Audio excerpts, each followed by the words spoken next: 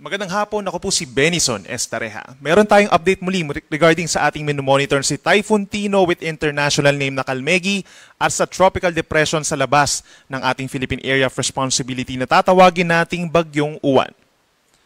Huling namata nitong si Typhoon Tino kaninang alas 4 ng hapon, 330 kilometers east-northeast ng Kalayaan Islands dito po sa may West Philippine Sea sa Palawan. Ito ay nasa kalagitnaan na ng ating karagatan at nagdadala pa rin ng mga pag-ulan at mga pabugso-bugsong hangin dito po sa lalawigan ng Palawan. Other areas pa ng ating bansa apektado ng buntot o yung trough nitong si Bagyong Tino. So expect pa rin natin ngayong hapon hanggang bukas ng madaling araw, mataas pa rin ang tsansa ng mga kalat-kalat lamang na ulan sa may Cagayan Valley or mainland Cagayan Valley, Cordillera Region, Ilocos Region, Central Luzon, Metro Manila, Calabarzon, sa natitirang bahagi rin po ng Mimaropa, Western Visayas, Negros Island Region, hanggang dito sa may Zamboanga Peninsula, Basilan at Tawi-Tawi. Mag-ingat pa rin sa paminsan-minsan mga pagulan na nagdudulot ng mga pagbaha at pagguho ng lupa. Habang ang natitirang bahagi naman ng Visayas, Mindanao, and Bicol Region, asahan lamang yung mga isolated thunderstorms but generally, fair weather conditions tayo overnight. Dito sa bandang Batanes and Babuyan Islands, andyan pa rin ang epekto ng amihan or northeast monsoon. So hindi pa rin siya bumababa, nandun lamang siya sa may extreme northern Luzon na nagdadala ng makulimlim at may kalamigang panahon na may mga light to moderate rains. Base po sa pinakahuling track ng Pag-asa, inaasahang kikilos itong si Bagyong Tino, papalayo pa rin ang ating kalupaan at lalabas ng ating area of responsibility either mamayang hating gabi or bukas ng madaling araw, moving west-northwest papunta ng central portion of Vietnam. Sa ngayon po nakataas pa rin ang Tropical Cyclone Wind Signal number 2 dito sa may Kalayaan Group of Islands sa mga isla po na sakop ng Pilipinas. Meron na naman tayong signal number 1 sa natitirang bahagi ng Palawan at sa lalawigan po ng Occidental Mindoro. So ibig sabihin, pabugso-bugso pa rin yung hangin na mararamdaman ng ating mga kababayan sa mga probinsyang ito sa mga susunod na oras. Meron din tayong strong to gale force gusts in the next 2 days sa ilang parte po ng Luzon. Kabilang na dyan ng Batanes by tomorrow, Babuyan Islands, Ilocos Norte, Pangasinan, Zambales, Occidental Mindoro, and Palawan. At pagsapit ng Friday, November 7, sa Batanes and Babuyan Islands dahil naman sa amihan. Pagdating naman po sa storm surge warning or sa daluyong ng bagyo, aasahan na lamang yung 1 to 2 meters na daluyong in some coastal communities. Dito sa may northern and central portion of Palawan, posibleng mawala na rin yung babala sa daluyong pagsapit po bukas paglabas ng PAR ng bagyo. At yung weather advisory natin, nakafocus na lamang dito sa may Palawan. Dahil kay Bagyong Tino, possible pa rin po yung 50 to 100 mm sa dami ng ulan. Paminsan-minsan lumalakas pa rin po ito hanggang bukas ng hapon. Update naman dun sa ating monitor na isa pang bagyo sa labas ng ating PAR. Ito po ay malayo pa sa ating kalupaan. Nasa south of Guam, 1,870 kilometers east of northeastern Mindanao. Taglay pa rin ang hangin na 55 kph, malapit sa gitna at may pagbugso hanggang 70 kilometers per hour at halos po hindi kumikilos dun sa kanyang kinalalagyan in the last few hours. Sa ngayon din po, kung mapapansin natin, wala namang direktang epekto itong tropical depression sa alinmang panig pa ng ating bansa dahil napakalayo pa nito. Base pa rin sa pinakahuling track ng Pag-asa, inaasahan pa rin ang unti-unting paglakas ng bagyo sa mga susunod na araw. So from today, up until Friday, mabagal pa rin yung pagkilos niya, pero possibly by Friday po, lalakas pa ito bilang isang typhoon dahil sa mainit na karagatang Pasipiko. Pagsapit po ng Friday evening or Saturday ng umaga, papasok na ito ng ating Philippine Area of Responsibility at papangalanan natin na Bagyong Uwan. Si Uwan po yung magiging pangalawang bagyo for the month of November. At kung mapapansin natin, over this coming weekend, aasahan natin yung movement niya west-northwest. So habang ka-level po siya ng Bicol or Northern Samar, pagsapit po ng Sabado, aangat ito ng bahagya at approaching pa rin dito sa may Northern and Central Luzon base sa pinakahuling track po ng Pag-asa. Kung mapapansin din natin, pagpasok niya ng PAR, lalakas pa ito bilang isang super typhoon. So nasa around 185 to 195 kilometers per hour po yung taglay na hangin nito. Marami nagtatanong, bakit ano yung magiging epekto nitong Bagyong Uwan dun sa amihan and vice versa? Ano yung effect ng amihan dun sa bagyo?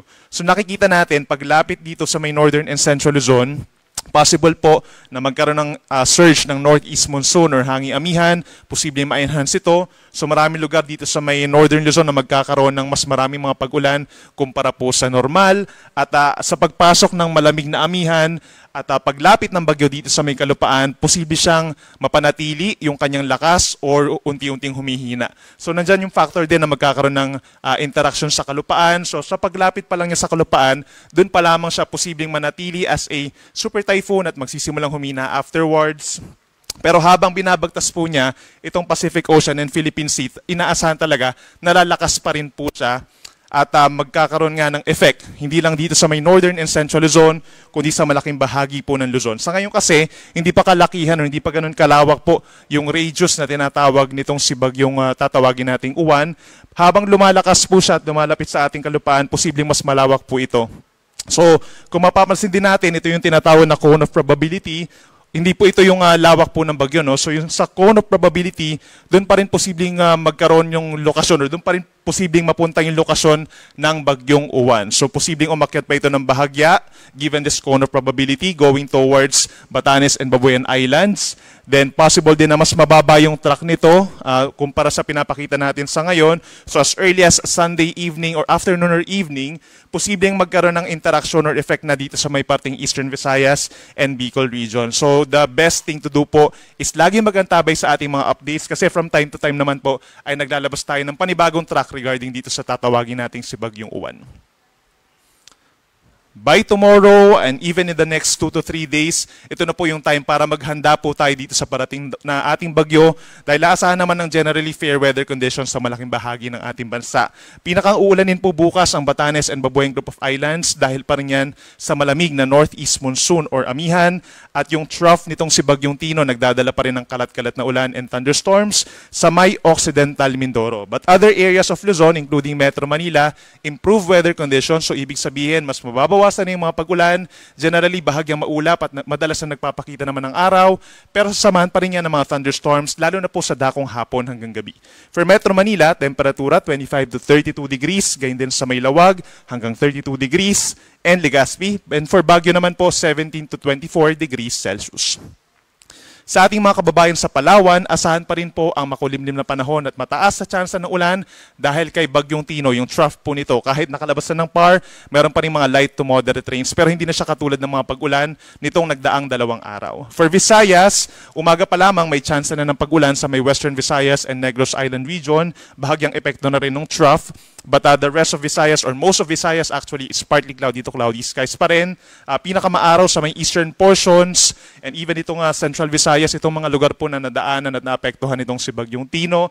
May time po para makarecover tayo pero possible pa rin yung mga pulu-pulong pag-ulan na nagdudulot pa rin ng mga paminsan-minsan mga pagbaha.